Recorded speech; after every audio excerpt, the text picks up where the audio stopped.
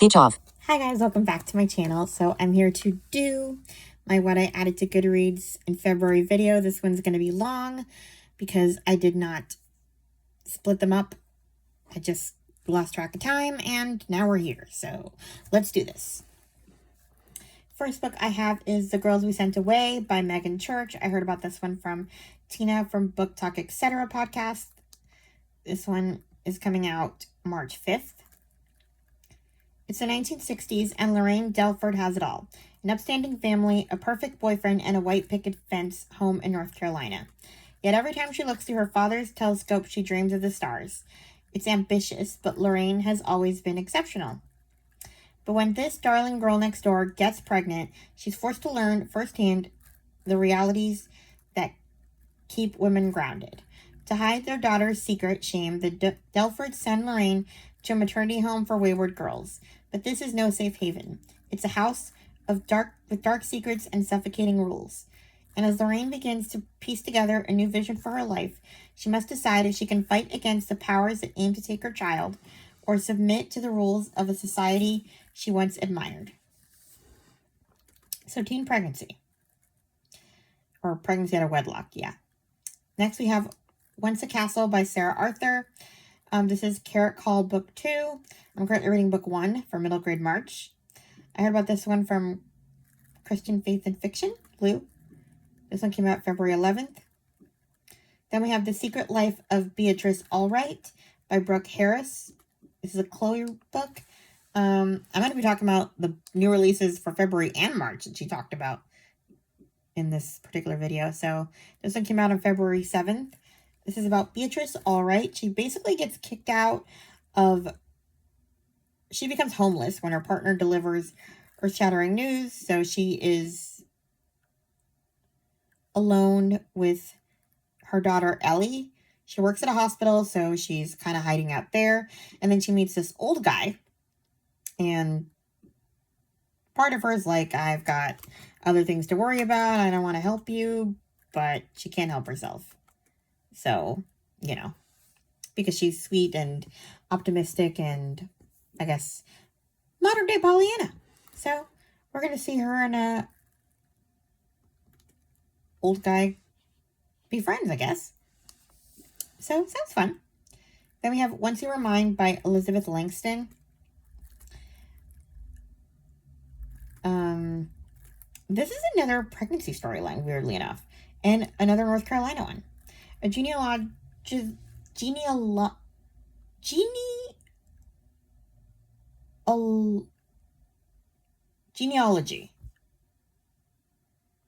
search. I cannot believe I cannot say that word. Genealogy. Say it 10 times fast.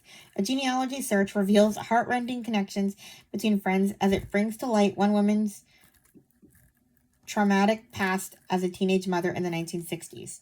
In a quiet North Carolina town in 1968, a 17-year-old girl's life is forever changed when a summer romance leads to an unplanned pregnancy. She is sent to an abusive maternity home where she is shamed and deceived into signing adoption papers. In the present day, Allison Garrett volunteers as a search angel, using DNA tests to help strangers locate lost relatives. The family tree she finds most compelling is that of her own mother, who was abandoned as a baby. As Allison puts together the pieces, they reveal much more than her mother's origins and threaten to create further divisions in her tight-knit community. Cool, huh? Weird that there's two pregnancy stories and they're both in North Carolina. What's up with North Carolina? Next, we have The Other March Sisters by Linda Epstein, Allie Malienko, and Liz Parker. This one came out February 25th. This is basically Little Women through the perspectives of the other three because we primarily get the perspective of Jo as the author of the book. So we hear more about Beth, Amy, and Meg and their stories. Interesting. Next, we have The Nanny Share by Emily Shiner. This one came out February 21st. It's about a nanny. She works with two different little girls in two different homes. That's why it's called The Nanny Share. I guess the two families share a nanny. And then they go missing, and she says she didn't do it, but there's stuff in her past that lead police to think she might. So she doesn't want to be questioned. So there's that. I'm trying to give a general rundown of each book because there's so many. Then we have The Forever Gift by Brooke Harris. I talked about this in my wrap-up. After Ever After, Princess Protection Program. Number 2, also talked about it in my wrap-up. Then we have Sister Wife, a memoir of faith, family, and finding freedom by Christine Brown Woolley. Christine from Sister Wives wrote a book. It's releasing September 16th. Can't wait. Know nothing else about it. Next, we have The Vanishing of Josephine Reynolds by Jennifer Moorman. Heard about this one from Katie from Paperbacks and Ponytails. Can an entire life be erased by one thoughtless wish that changes a single moment? Josephine Reynolds never imagined she'd be a widow in her mid-30s. Grieving and barely able to contemplate one more night alone, she carelessly wishes she'd never been born. At the exact same moment, her inbox dings with an email. It's a link from her sister that lists local foreclosures, and to her immense surprise, she sees her great-grandmother's house listed and immediately conspires to reclaim it. But as Josephine restores her great-grandmother's home to its original glory, she comes to realize not everything is as it seems. Replacing the modern front door with the original hand-carved and solid wood one, she notices minuscule words carved into the edging. As she says the words aloud and opens the front door with its original key, Josephine finds herself transported back almost 100 years ago to a 1920s party thrown by her great-grandmother Alma. A shocked Josephine fears she is losing her mind. Has her grief caused her to lose touch with reality? But it quickly becomes clear that her life and future, thanks to her throwaway wish, hinge on one single moment that happened almost 100 years ago. The two parallel timelines start blending together, and Josephine witnesses her present life disappearing right before her eyes. She can only hope it's not too late to save her own future. Time travel. Next, we have another time travel. Life and Other Paradoxes by Katrina Sylvie. This one is coming out March 11th. I heard about this one from Chloe and Katie. One of the greatest love stories in history gets derailed when a struggling poet at Cambridge runs into a time traveler who agrees to help him find his muse. So essentially, a love story gone wrong, it sounds like. His muse is supposed to be someone else, and he ends up making her his muse, and yeah. She's not even supposed to be meddling with time, but she is. She's part of this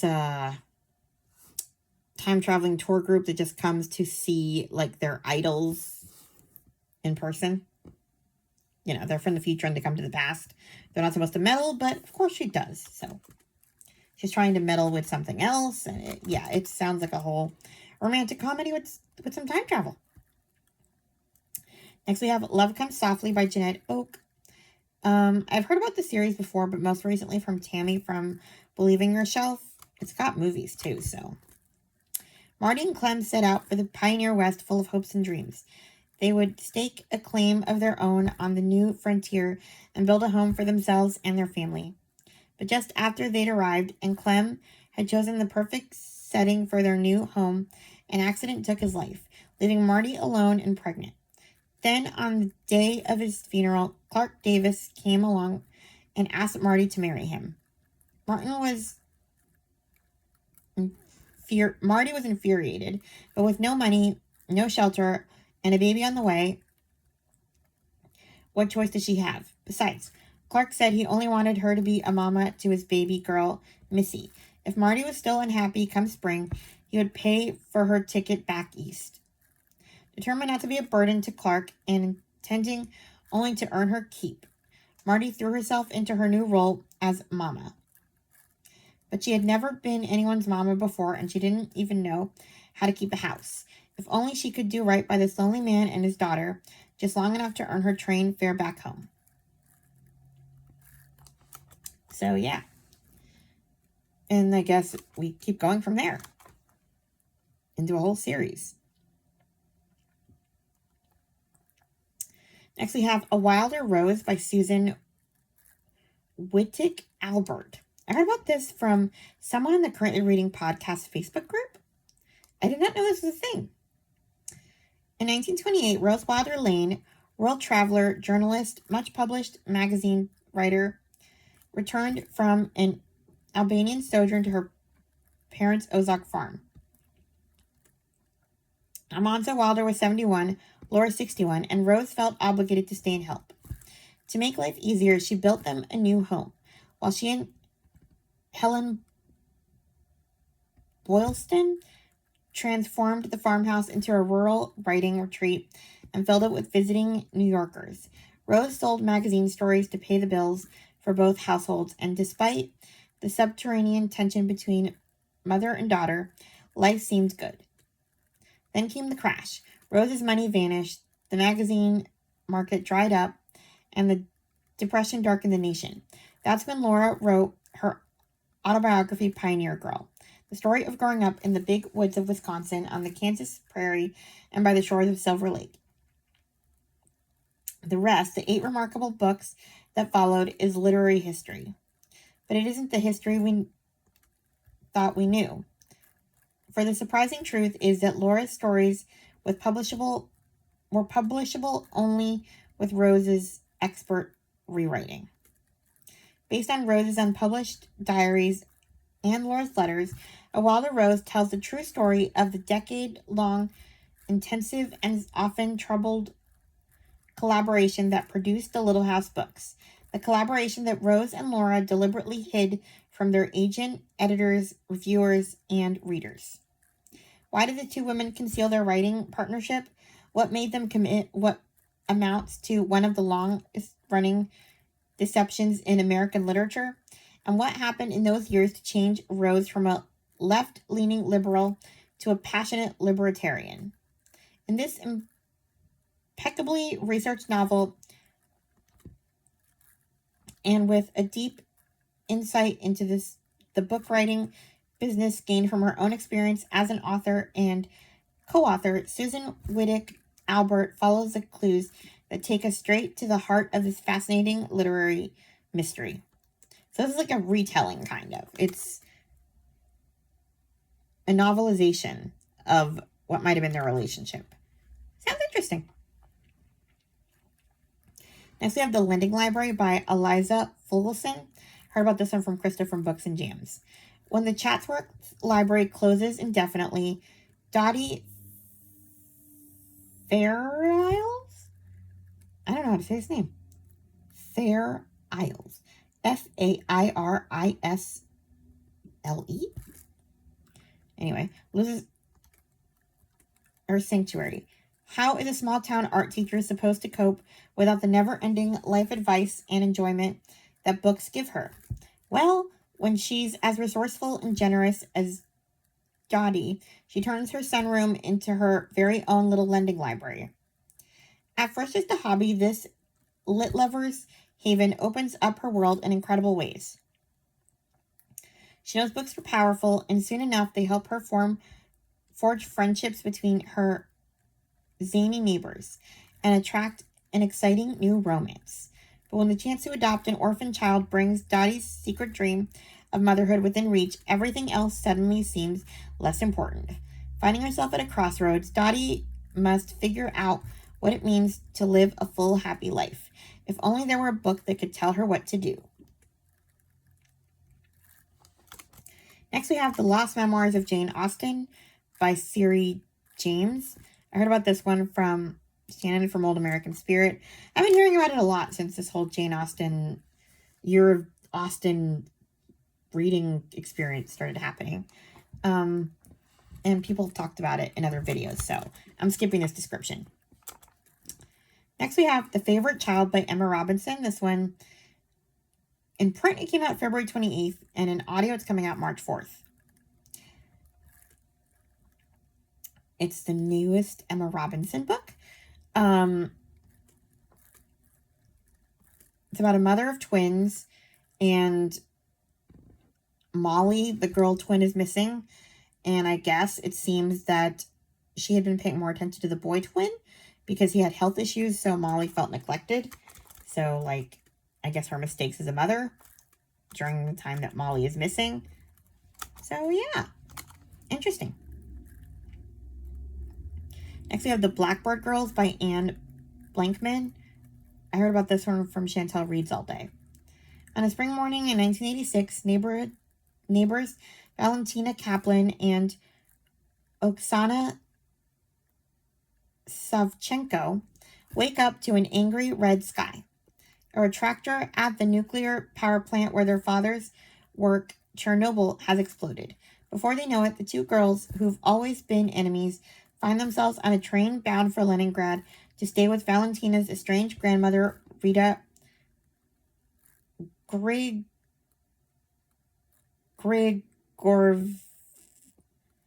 Grigorievna. I'm sorry. Grigoriev. Never mind. I'm going to stop now. This is bad.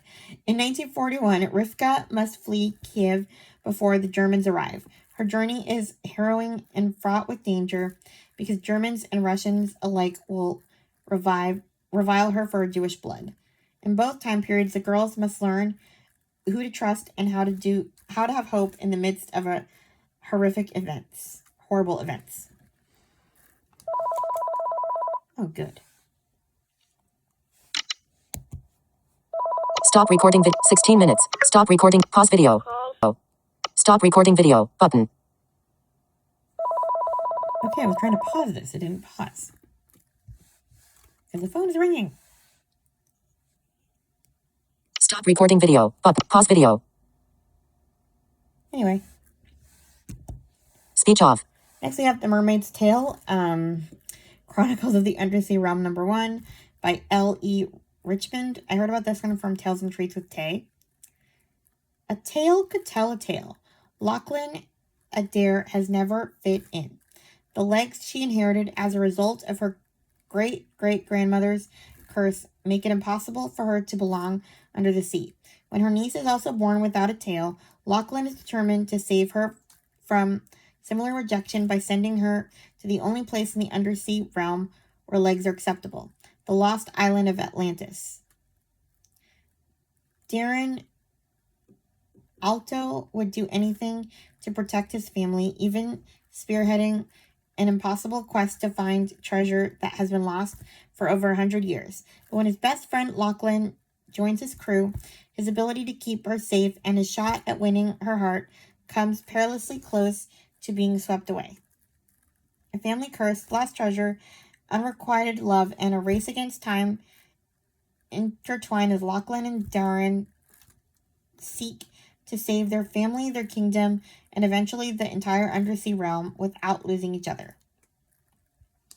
Sounds fun. Next, we have a bunch of Chloe new releases. First, we have The Boxcar Librarian by Brianna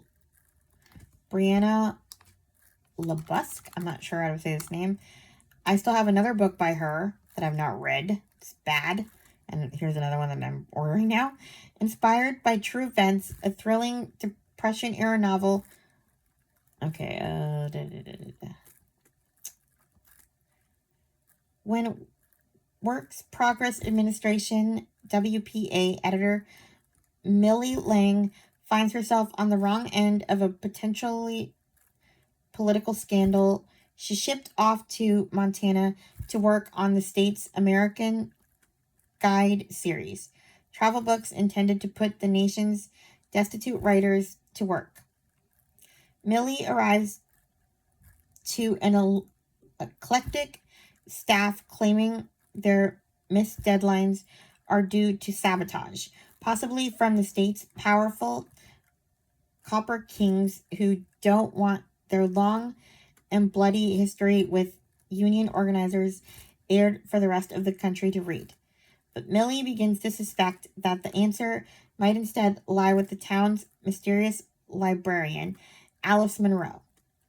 More than a decade earlier, Alice Munro created the Boxcar Library in order to deliver books to isolated mining towns where men longed for entertainment and connection. Alice thought she found the perfect librarian to staff the train car in Colette Durand, a miner's daughter with... I'm starting the sentence over. Alice thought she found the perfect librarian to staff the train car in Colette Durand, a miner's daughter with a shotgun and too many secrets behind her eyes. Now, no one in Missoula will tell Millie why both Alice and Colette went out on the inaugural journey of the Boxcar Library, but only Alice returned. The three women's stories dramatically converge in the search to uncover what someone is so desperately trying to hide. So, yeah. Sorry, this description was not written very well on Goodreads. Next, we have A Mother's Love by Sarah Bladell, releasing March 11th. Detective Louise Rick uncovers dark secrets swirling around an inn in a seemingly idyllic tourist town. Okay. When innkeeper Dorothy Hillestead is found murdered, the police are surprised and puzzled to discover a concealed nursery in her upstairs apartment. As far as her friends and family knew, the recently widowed Dorothy was childless. So who lived in the secret toy-strewn room? And more importantly, where is the child now? I want to know where this child is, or who it is. Next we have You Deserve to Know by Aggie Thompson, releasing March 11th. Neighbors Gwen, Amy, and Lisa share more than playdates and coffee mornings on their tranquil street in East Bethesda? What is with these names? Bethesda? Bethesda? I don't know. They confide their deepest secrets, navigate the challenges of motherhood together, and provide a support system that seems unbreakable. Then Gwen's husband is found murdered after one of their weekly Friday night dinners, and the peaceful quiet of their cul-de-sac shatters. So, yeah. Who did it? Next, we have The Women on Platform 2 by Laura Anthony, releasing March 11th. In 1970s Dublin, all forms of contraception are strictly forbidden, but an intrepid group of women will risk everything to change that in this sweeping, timeless novel. Okay. Dublin, 1969. Maura has just married Dr. Christy Davenport, and they look forward to growing their family. But as her husband's vicious temper emerges, Maura worries that her home might never be safe for a child. Meanwhile, her close friend Bernie, a mother of 3, learns the devastating news that if she conceives again, her health complications could prove fatal. Dublin, 2023. A close call makes I cannot pronounce his name. What is this? His name's Saoirse. Anyway, she realizes that she may never want to be a mother. Little does she know that only a few decades ago, a group of women made this option possible for her, to not be a mother. And she's about to meet one of them. So yeah. Next we have 4 Red Sweaters, Powerful True Stories of Women and the Holocaust by Lucy Adlington, releasing March 18th. Different stories, I guess, with sweaters as a common theme. I don't know. She Wants You Gone by Joanna Dodd is the next book, releasing March 20th. She is a perfect child. Only you know there is something very wrong. Beth is excited to move to a remote, tiny hamlet in Suffolk with her new husband and stepdaughter, Dolly. But she quickly finds that all is not what it seems. The hamlet has a dark history, and there is something odd about its tiny population. Beth tries hard to build a bond with her new stepdaughter, but although Dolly is lovely to everyone else, when the two of them are alone, she is a very different child. Beth soon realizes that Dolly wants her gone. For good. How far will she go to get what she wants? Crazy kid with a very endearing name? Dolly. Next we have The Red Rose Box by Brenda Woods. This one is also a Chloe book, but it's not a new release. On her 10th birthday, Leah receives a surprise gift from glamorous Aunt Olivia, Mama's only sister, who lives in Los Angeles. It is a red rose box. Not many people in 1958 Louisiana have seen such a beautiful traveling case covered with red roses filled with jewelry, silk bedclothes, expensive soaps, and train tickets to California. Soon after, Leah and her sister Ruth find themselves in Hollywood, far away from cotton fields and Jim Crow laws. To Leah, California feels like freedom. But when disaster strikes back home, Leah and Ruth have to stay with Aunt Olivia permanently. Will freedom ever feel like home? Next, we have The Martha's Vineyard Beach and Book Club by Martha Hall Kelly. This one's coming out in May 27th. I heard about this one from Gloria Z. Thompson. This does not sound like a World War II book, but it's fine. Two sisters living on Martha's Vineyard. Oh, it is a World War II book. During World War II, find hope in the power of storytelling when they start a wartime book club of women. That's all I need to know. I'm not reading anymore. And then we have The Wartime Mother by Lizzie Page, releasing March 7th. England, 1941. Heartbroken villager Winnie has only just lost her husband when she's asked to house an evacuee from the city. Will these two lonely souls heal each other's broken hearts? So, yeah. That's the gist of the description. There's more, but you know, this video is getting long. So yeah, that's the last of the books I added to Goodreads in February. I'm sorry these 2 videos that I put up today were not my best, but some days are better than others, I guess. So yeah, please like, comment, and subscribe. And I'll talk to you guys in my next video. Bye. Speech on.